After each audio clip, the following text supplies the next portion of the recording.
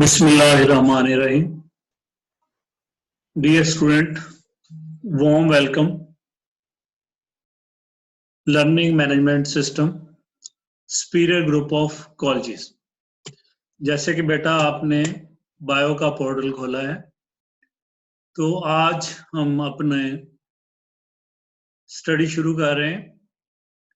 First chapter हम शुरू करेंगे। फर्स्ट चैप्टर का नाम इंट्रोडक्शन है। पढ़ने से हमें ये पहले पता होना जरूरी है कि इस चैप्टर में से कितने मार्क्स का पेपर बनता है। तो बेटा 9 मार्क्स का इसमें से पेपर बनता है।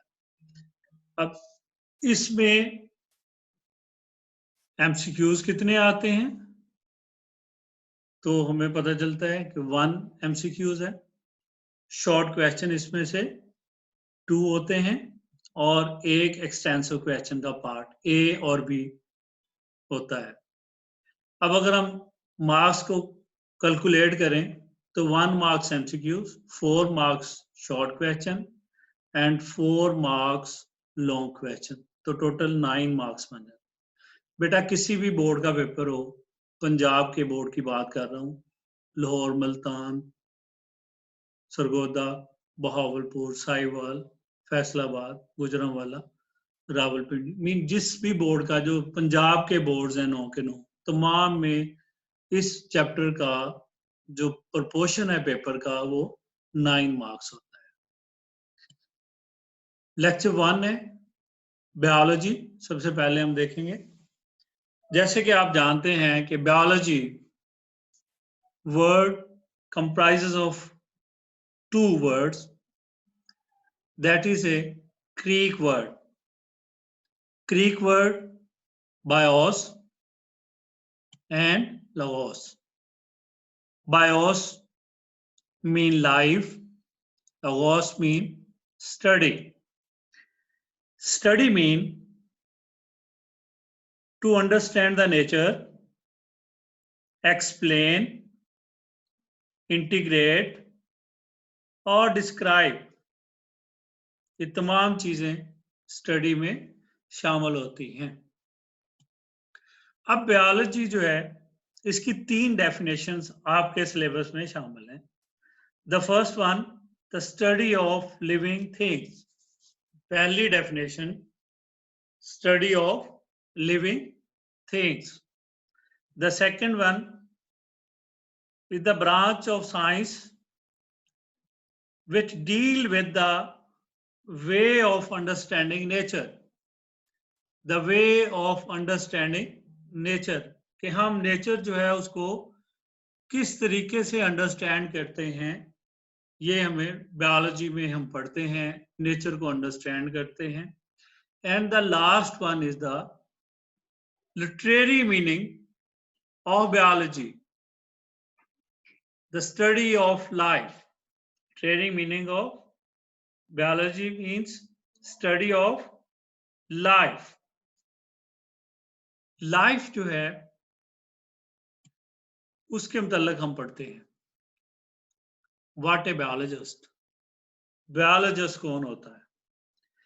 Biologist is expert of biology. Biology का जो expert होता है उसको हम biologist कहते हैं। And what biologist deals? Biologists deal with the living part of nature. Biologists deal with the living part of the nature. जो जिंदगी है, that includes plants, animals, microbes, etc.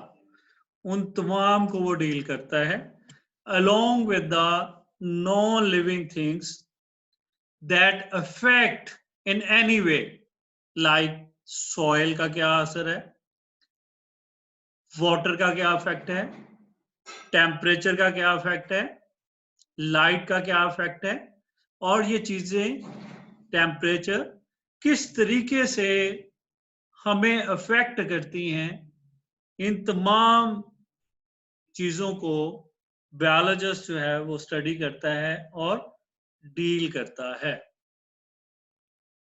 Next is the life. What is the meaning of life? Why should there be life? जिंदगी का मतलब क्या है? जिंदगी को बनाने का मकसद क्या है? बायोलॉजिस्ट इन सवालों के जवाब नहीं देता, because that is the beyond the scope of science of biology. फिर इनके सवालों के जवाब कौन देगा बेटा? इन सवालों के जवाब देगा मजहबी स्कॉलर, यानी कि थियोलॉजन और ए फिलोसफर। ये हमें बताते हैं, जैसे इस्लाम हमारा मजहब जो है वो हमें बताता है कि लाइफ की मीनिंग क्या है, लाइफ का मतलब क्या है, और अल्लाह ताला ने लाइफ को, जानदारों को, प्लांट्स को, एनिमल्स को क्यों पैदा किया।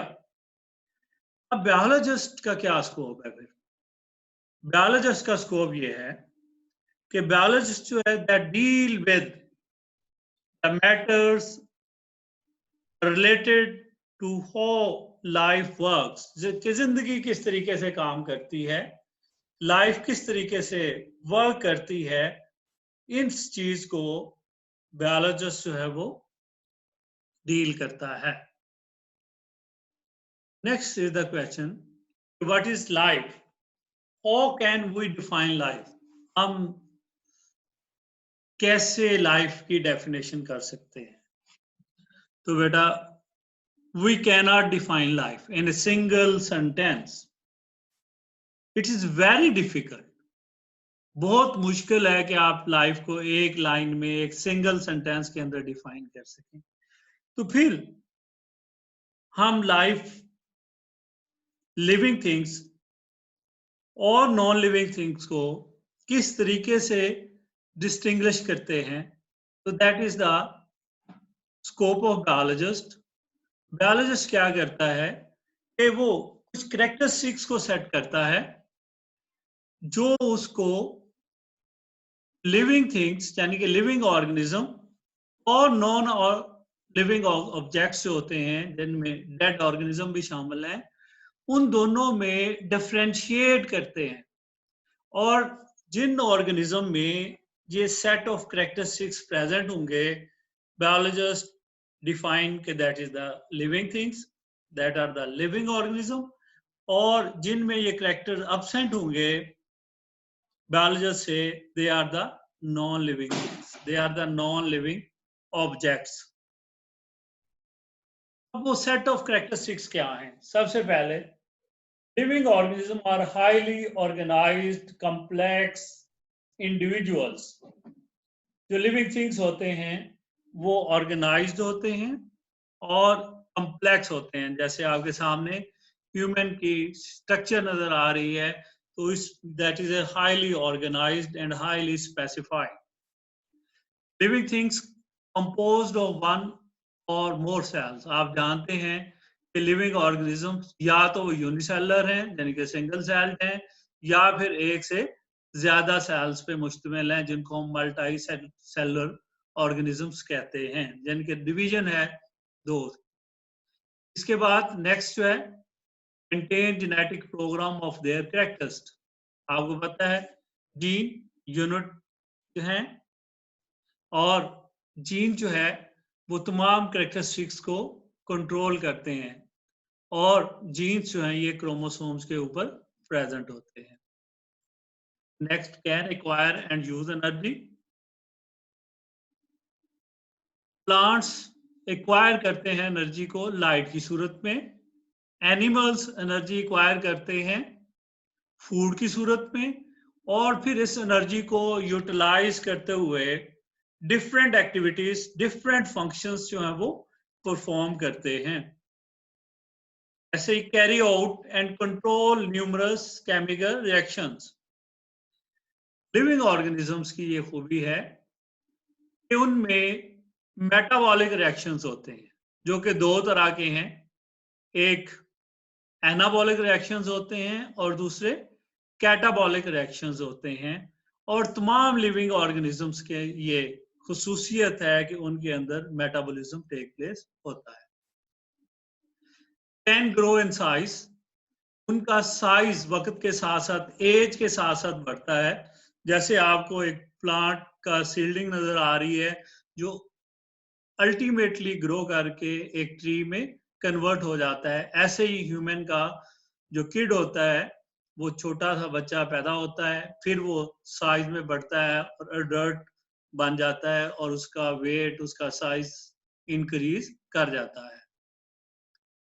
Then maintain fairly constant internal environment. आप खुद भी ये चीज जो है वो प्रैक्टिस करते हैं, हमारे साथ खुद भी होता है कि अगर हमें गर्मी लग रही होती है तो हम ठंडी जगह पे जाके एकोमोडेट करते हैं अपने आप को, या अगर गर्मी ज्यादा हो और हम बाहर धूप में हों तो हम साए की तरफ, तमाम जानवर ऐसे ही करते हैं क्योंकि हमारी बॉडी का टेम्परेचर जो है वो 37 एक नैरो रेंज के अंदर मेंटेन होता है, उसमें नैरो फ्लक्चुएशन होती है और ये जो फिनोमिना है इसको हम होम्योस्टेसिस कहते हैं।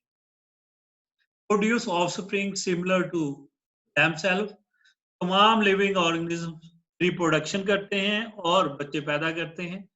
ये रिप्रोडक्शन जो है एसेक्सुअल भी हो सकती है और सेक्सुअल भी हो सकती है। दोनों टाइप्स की रिप्रोडक्शन का results to produce the young ones of their own kinds. Next जो है that is the last characteristic, response to change in environment. Every living organism give the response to change in the environment. आप भी अपने moods, कभी आपका mood pleasant होता है, कभी आपका रिएक्शन जो है वो बड़े खतरनाक किस्म का होता है।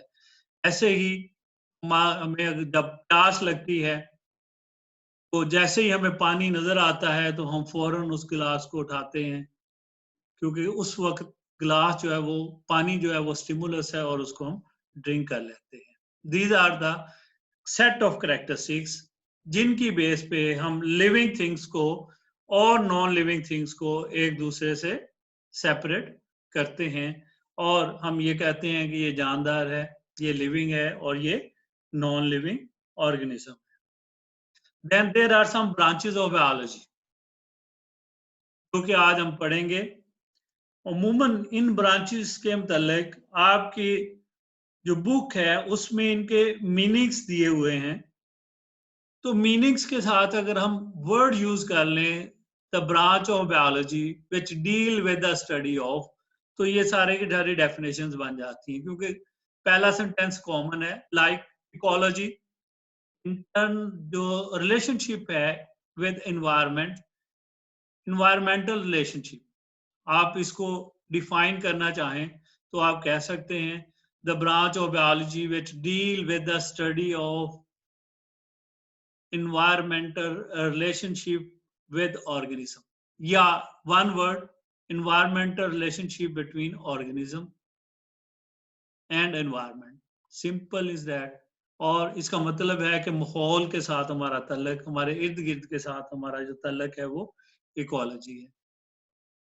Embryology simple is development, the branch of biology which deal with the study of development of a organism from fertilized egg, या सिंपल डेवलपमेंट। आपको नजर आ रहा है एक बच्चा आहिस्ता आहिस्ता साइज में डेवलप करता जा रहा है और अल्टीमेटली वो अपना साइज जो है वो अटेन कर लेता है।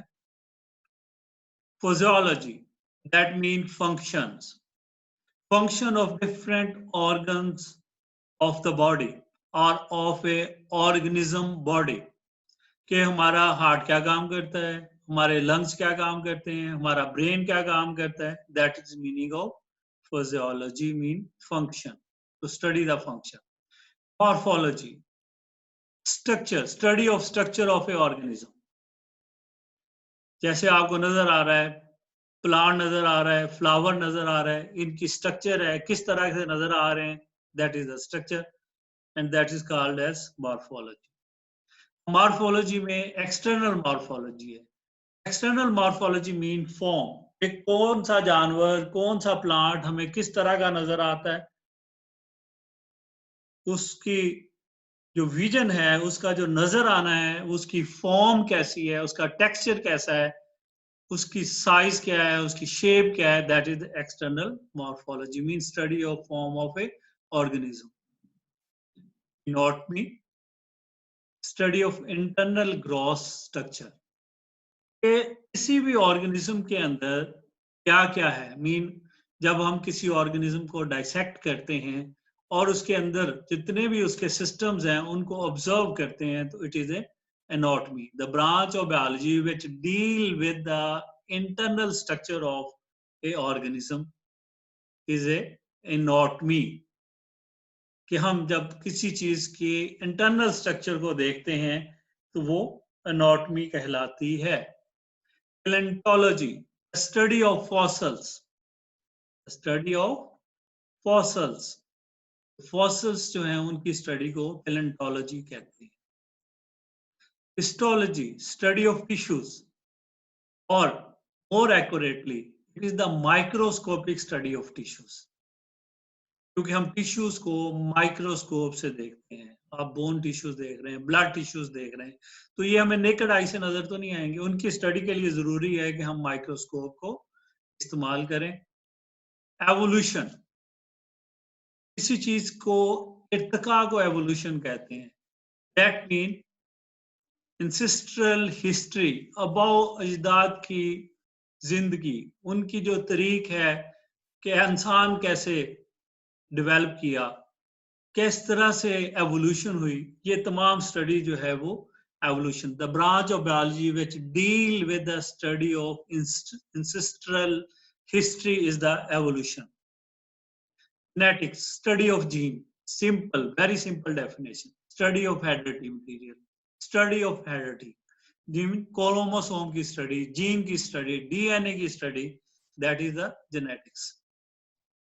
Zoogeography, zoo mean animal, geo mean earth, graphy mean distribution. That mean distribution of animal in natures. कि एनिमल्स जो हैं किस जगह पे किस तरह के एनिमल्स एग्जिस्ट करते हैं. आपको पता है पूरी दुनिया में different part of the world have different kinds of animals. That is the distribution of animals in nature and that is known as zoogeography. बेटा इन टॉपिक में जो अभी हमने पढ़ा है, इसमें से कुछ पास पेपर्स में एमसीक्यूज आए हुए हैं, उनको हम देख लेते हैं. ऐसे माइक्रोस्कोपिक स्टडी ऑफ टिश्यू, आपको पता है microscopic study of tissue is called as histology. The embryology is the study of development. अभी हमने पढ़ा distribution of animals in nature is zoogeography. Study of function of different parts of the organism, अभी हमने पढ़ा physiology. The branch of biology which deal with the study of ancestral history. Ancestral history हम evolution में पढ़ते हैं. Study of internal structure is anatomy, and the branch of biology which deal with the study of organism is morphology. आप देखें ऊपर internal लगा तो anatomy होगी और structure लगा simple तो मॉर्फोलॉजी. अब इसी वाले पोर्शन में से कुछ शॉर्ट क्वेश्चंस भी आए हुए हैं पास पेपर्स में. Like give 4 characteristics of living organisms, define ecology and histology, differentiate between physiology and morphology, differentiate between anatomy and morphology.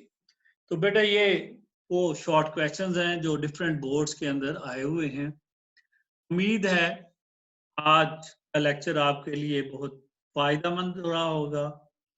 इंशाल्लाह कल हम अगले लेक्चर के साथ, जो कि लेक्चर नंबर 2 होगा बायोलॉजी का, इसी पोर्टल के ऊपर यानी कि बायोलॉजी के पोर्टल के ऊपर दोबारा मिलेंगे और अपनी स्टडी को कंटिन्यू करेंगे। आज के लिए today it is the time to leave. Thank you very much.